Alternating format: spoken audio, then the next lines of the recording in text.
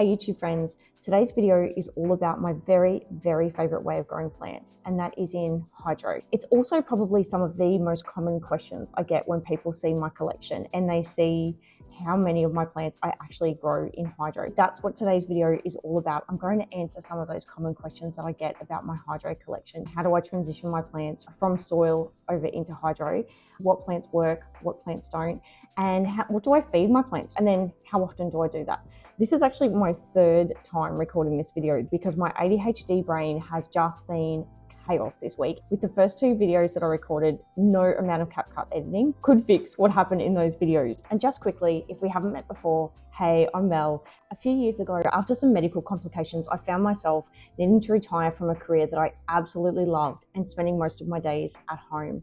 It was in my early adjustment phases where I discovered my love of houseplants, which has now turned into an absolute complete passion of mine. Once I got over my initial fear of killing plants, I began researching and experimenting. Fast forward to today, and I'm proud plant mum to over 150 plants. And this channel is all about bringing you along on my planty journey, mistakes and all, and giving you a bucket load of tips and tricks along the way so that hopefully you can bring some more greenery and calm into your home as well. So grab yourself a warm drink, get comfy, and let's talk about plants. Before we get into the details of which plants work for me in hydro and which plants haven't worked for me in hydro, I thought I'd share a little bit about how I fumbled my way into growing my plants in water and why I would grow all of my plants if I could in hydro. I just absolutely love the aesthetic that it creates. So when I very first started experimenting with plants, I was just really lucky because I had a snake plant that I rescued out of our garden, and this is actually a propagation, a baby from my adult spider plant who I had almost completely killed.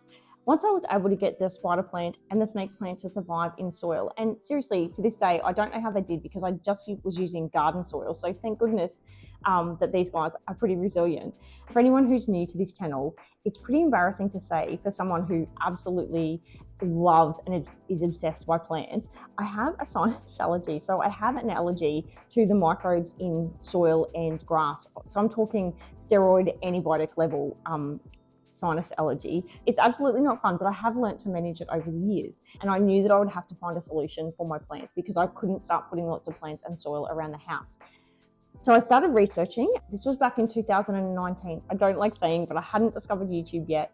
I had been too busy working full time with two busy sporty boys. So social media was just not my thing at the time. And so I relied on books and Google. And I thought, okay, I'm going to give it a go. So I quickly discovered that both snake plants and spider plants do really well in water. And to this day, they are some of my staples that I grow in hydro. Because the snake plant and spider plant worked for me, it gave me the confidence to start experimenting with other plants. And you guys can probably guess what the next one was. It was a pothos. I just went and bought myself a standard golden pothos because at the time, everyone was talking about pothos in water. And I thought, okay, that seems like the next step for me. My original pothos is now so big. I've got two of them down the hallway. They're in massive containers. It is definitely, out of all the plants that I grow in hydro, when we've got someone who's starting brand new at Plant Club to plants, and some members when they start have no plants in their collection at all, this is always the go-to if they're wanting to start growing plants in water for sure. And you know what's really lovely is many months later when they're able to bring their own propagations from the pothos to Plant Club, it's just, it makes me so excited to get to see. So what I did as I was adding plants to my collection, I was just taking cuttings from each new plant that I had and growing them and doing a propagation in water, leaving the bulk of the plant in soil because I hadn't discovered my DIY chunky mix yet, but then growing a portion of the new plant as a propagation in water. And that's how I started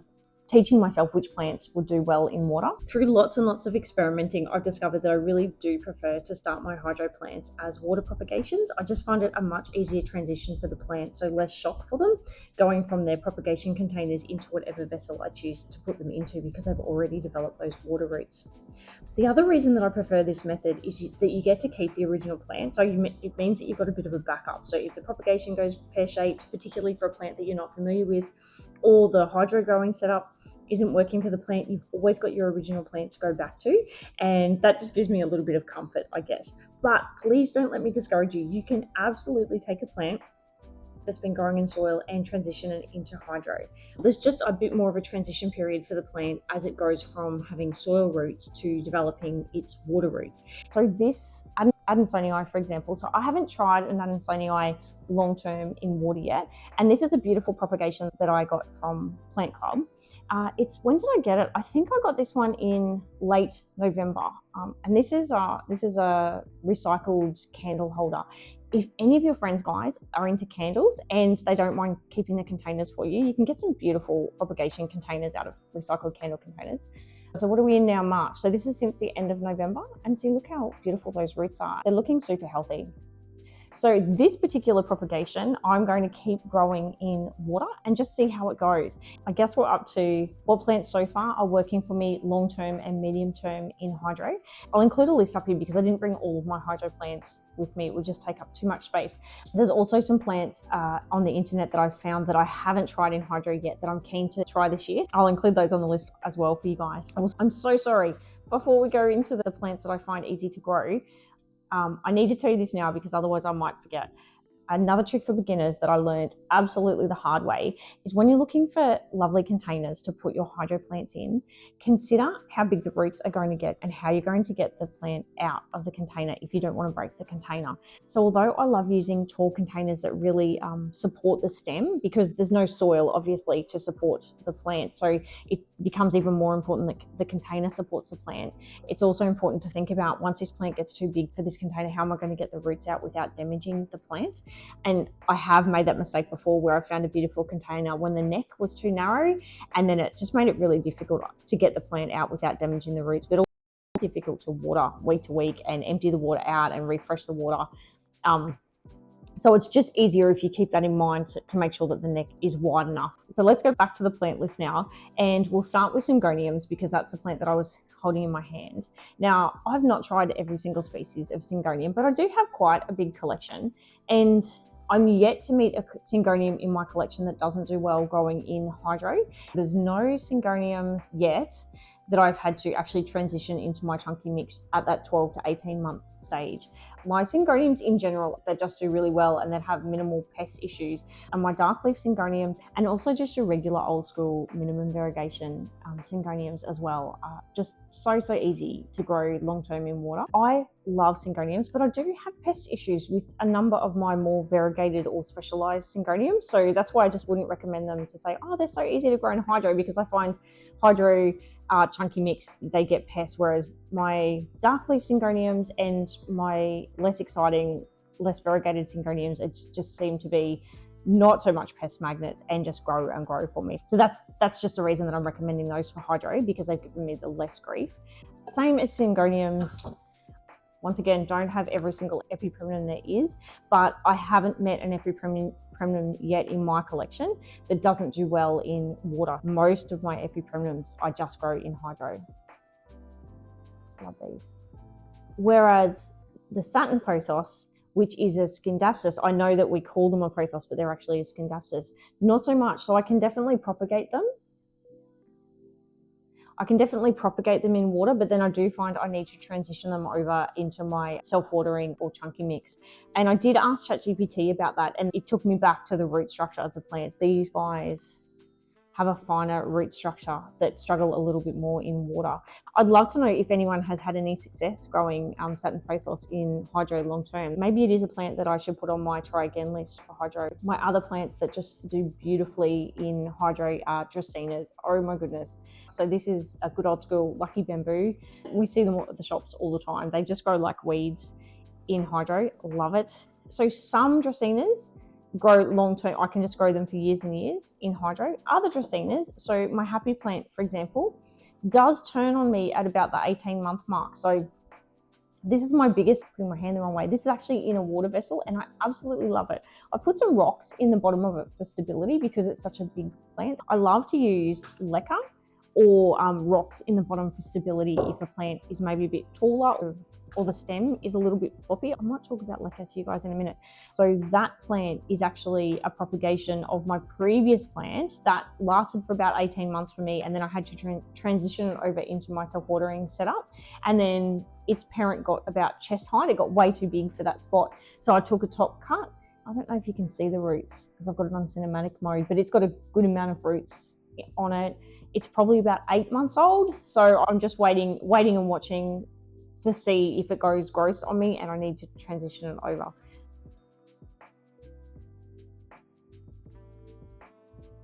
when I talk about those plants at the 12 to 18 month mark. I'll make sure I put a list up here for you guys, but the sort of things I see is the water starts getting like murky and almost that fish oil grossness to the top of it. I could be emptying the water out every second day and I'm still going to get that film across the top. The roots start looking root rotty and the water often gets a smell to it. And sometimes the leaves start going yellowish or faded as well. Probably the first thing I notice is the plant's growth will slow down regardless of the season. And that's when I know I need to transition a plant into a chunky mix. Raffies have done that to me before, so they can grow beautifully in hydro for that 12 to 18 month mark. And then I find they turn on me. A lot of people are surprised when I say that I grow fiddle leaf figs in water. My most successful way to propagate my fiddle leaf fig is actually in hydro. So I'll often propagate them in hydro. I love the aesthetic of them growing in water in big vases. I think it just looks amazing. And I can get about 12 or 18 months out of a fiddle leaf as well before I need to transition that over. So we'll go back to the LECA before I forget, but I see LECA as a tool, just like the rocks, the pebbles behind us that's supporting the stem. I use them a lot just in hydro growing to support the stems of plants. I love the look of a nice big vase. This was bought as a cloche, but I've never used it as a cloche because I love the big opening. It makes it easy to get plants in and out. So when I'm first transitioning a plant into a LECA setup, I'll do exactly the same as I do for my self-watering setup, is I'll just fill the water to 1/3. And because when you're using LECA, it's a good idea to soak overnight. So the LECA balls are clean and dust free, but also they're pre-wet, I guess, they're pre-moistened. The water will then naturally, through osmosis, soak up through the LECA balls. But slowly, you'll see all of those beautiful water roots start to grow.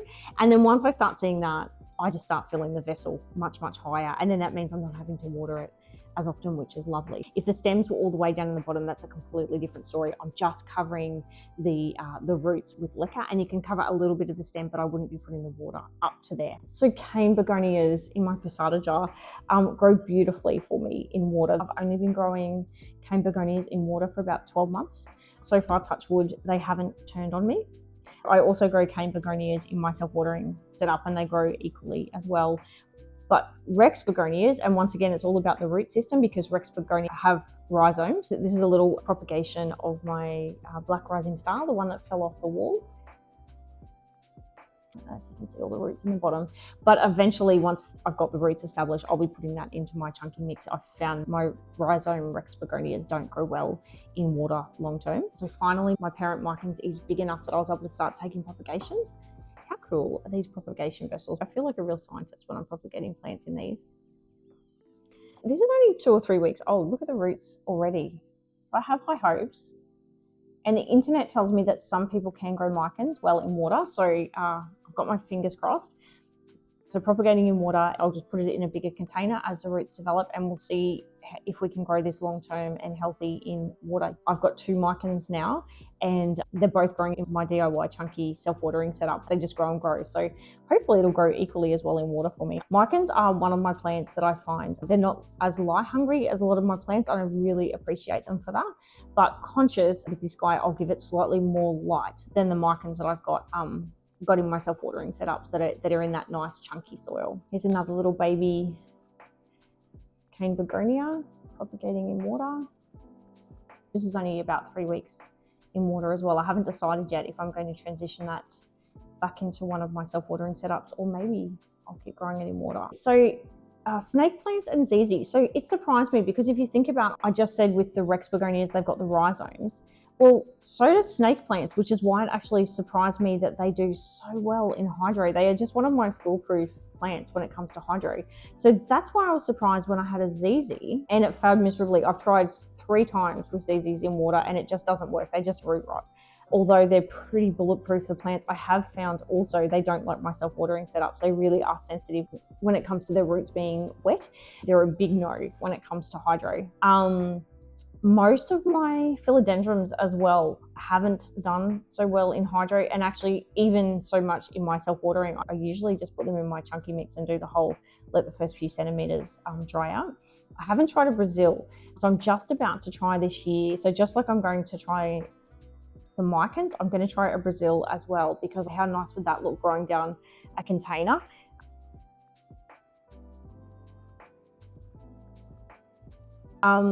Other big no's are, so ZZs are a big no. Any of my euphorbias, cacti, succulents, absolute big no. And once again, that goes back to the environment they grow in. Think about the environments that they thrive in the wild, and it makes perfect sense as to why their roots don't want to be sitting in water every day. The plants that I did try though were my jungle cactus, because they're a bit more tropical than normal cactus. I consider my jungle cactus a bit of a cross between tropical plants and succulents and cacti, and I'm yet to find a ripsalis or a jungle cactus that I can grow successfully in hydro, unfortunately. And even I know some people have had success water propagating ripsalis. I've never had success water propagating ripsalis, so that tells me I'm definitely not going to have success growing them in water. So they were big no's. Another plant that I would really like to try, and also the internet tells me that it's a bit hit and miss, but there are specific types of orchids that you can grow beautifully in water as well. And orchids and I have never got on. I have 2 orchids, and look, they're going okay. I was gifted both of them, one from my mum, who I call the orchid queen. They're going okay, but they're not thriving. If either of them are the genus that the internet's saying do well in water, and I'll put that genus up here for you guys, I might give it a go as well this year. So that's an orchid, Birkins, and the Micans this year that I'm going to try in water. And I'm just looking around my plant collection for any others. One more plant actually I can see, I've just seen in the background behind me, and that's the peace lily. So many people I know have a great run with growing peace lilies in water, and I have to say, I don't know if it's my particular peace lily, but I haven't had good luck. I can propagate that really beautifully in water, but then I find they start doing all those signs on me, and I need to transition them over into my chunky mix. So my mum for my birthday last year got me a variegated peace lily, different species.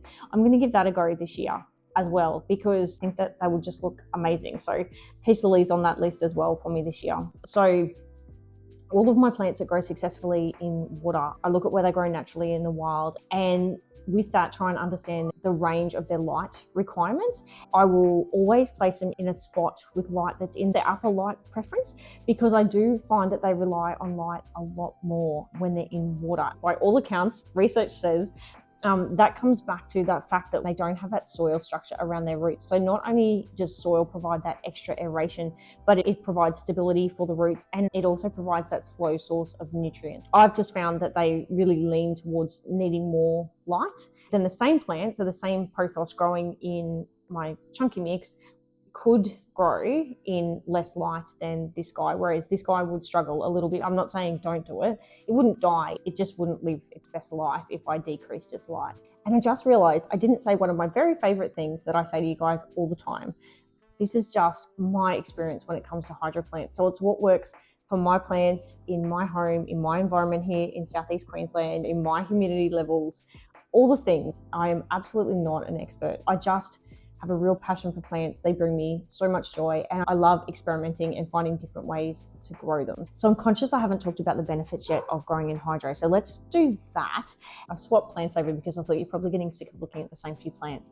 For me, the biggest thing is definitely the aesthetics. There's something just lovely and calming that I find about the glass containers and getting to see the roots in the water, particularly when they're healthy roots. I don't know, it just feels calm. And I know a lot of my friends and family, when they come over, which is why I think I get so many questions about hydro, say exactly the same thing. There's just some sort of calmness about it, particularly in toilets and bathrooms, I think. I don't know. So apart from the way that they look and feel, for people who are busy or have ADHD brains like myself, it's just a really easy way of seeing if a plant needs to be watered. It's very obvious when the roots drop below the water level and you need to top up the water. And I really, really appreciate that, because I've only got to walk past the plant to see if it needs to have water added.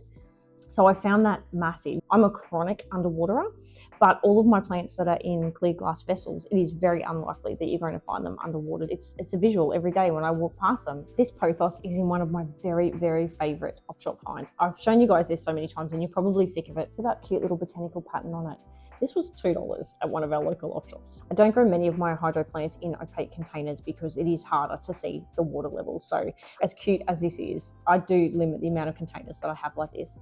The other thing that I love, so not medically trained, and this is not medical advice, but the reason that I transitioned over to my DIY chunky mix soilless and also the water is there's not those microbes in the water. So for people with allergies, it's just a really great alternative. So it means that you can still have plants in your home, but without the additional bugs that come with traditional soil. And on that, the other thing is fungus gnats. It's just not something, touch wood, I feel like I might be jinxing myself now, but fungus gnats are just not a thing because I don't have one single plant in soil. Even my new plant, you guys would have seen in some of my repotting videos, when I get a new plant, although it's not ideal, I don't let them acclimatize. I switch them pretty much straight over into my chunky mix just to avoid having soil in the house. And that really has made a difference to the amount of pests that I get in my collection. And the final benefit, I think, for hydroplants is definitely, it's such a great opportunity to go thrifting and also just to reuse jars that you use every day. Here in Australia, there's certain jam jars that I love and pasta jars and coffee jars. They're my main sources. And I always get excited when something new comes on the market that I haven't seen that comes in a really nice container. But also, what a great opportunity to visit local op shops. Like this is a little vase or milk container, I guess, that I got from a local op shop.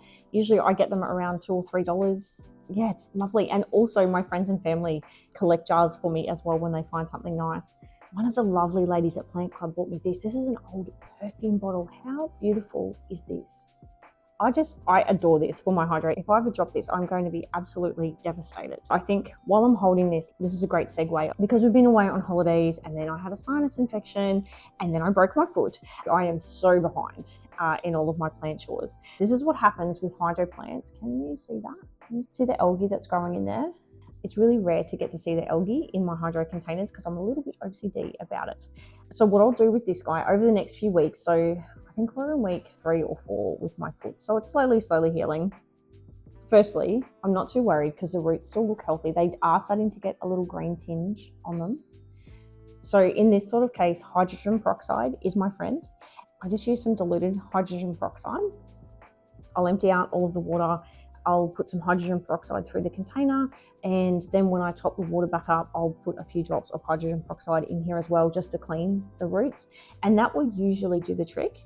But if it's stubborn, there has been on the occasion where I've actually had to use bleach or dishwashing liquid in the bottom of the container. So normally what I do, if it's a bleaching situation, I'll use the bleach, good old toilet cleaner, nothing special. I get it like $2 a bottle at Algae. I let it sit for 2 or 3 hours. But when you do that, really rinse the container out because you don't want any of that ever on your plant. The final step is I'll put them out in the sun to let them dry as well after that. And then I find that the algae is well and truly gone. If it's a case where the roots have got that green tinge to them, when I put the plant back in and refill the water up, I will always put that little bit of hydrogen peroxide in there as well. What my care looks like most of the time, so it depends on how much light the plant is getting, depends on how much it's photosynthesizing, and then how much water it's using. So this guy has a really prime location near some grow lights. So in summer, I usually top this water up once every week and a half. Whereas in winter, I can sometimes push that out to 2 weeks. And I know even though they're inside and there's grow lights, your home really does still change in changing seasons. So even my plants that are under grow lights, I can get away with extending the watering a little bit in winter, which is always lovely to have a bit of a break from watering. And there's many trains of thought with changing the water in hydro vessels. When I was researching back in 2019, so some people were like, don't ever drain it fully, always leave a little bit down the bottom. So just like if you've ever owned a fish tank, you can get that little mini ecosystem, all the good bacteria happening in the bottom of the fish tank. So never ever drain it fully, always leave some of that old water that contains all the good stuff in it. Whereas other people are saying, don't let that happen, fully empty it and then top it back up. So I guess I've sort of got a hybrid version of that because I would love to say I am so onto it with my plants and I absolutely every 2 weeks empty all the water out and then fill it back up. That is never ever going to happen.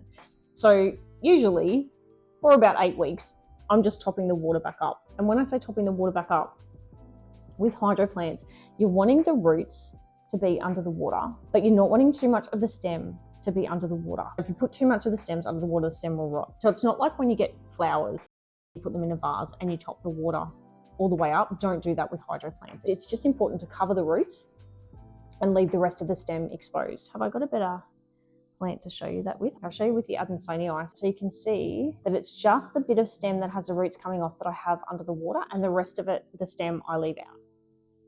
And I learned that the hard way because I stem rotted so many of my new plants when I was first trying it. The trick for new players, only put enough of the plant under the water that covers the root. That's it. So a few more care tips with these guys. So if you're thinking every 1.5 to 2 weeks, I'm topping that water up.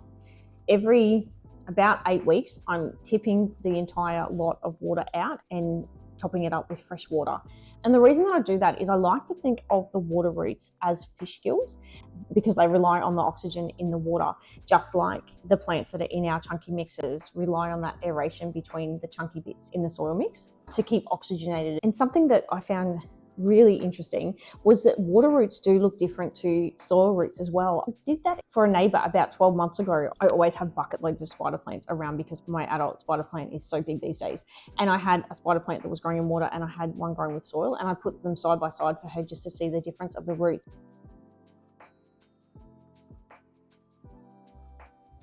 Water roots in general are lighter in colour and narrower than chunkier soil roots, and so they do rely on staying oxygenated by pulling that oxygen out of the water. So if you think about it, if you're letting the water go stagnant for too long, not only will it not look pretty, but all that oxygen will slowly come out of the water. The plant will use it, and it also naturally dissipates into the atmosphere over time, and so the plant can literally suffocate, I guess, if you're not topping that water up. Not to scare anyone, some people leave it for a lot longer than me. Just like I am about keeping the containers clean, I'm a little bit OCD about making sure that my plants can breathe. But I know a number of my plant friends from Plant Club leave it for weeks and weeks and weeks, and their plants, particularly pothos, are perfectly fine. So don't let me scare you with that. So that probably the next thing to talk about is when I say that I'm topping up with water, it's water plus some sort of plant food.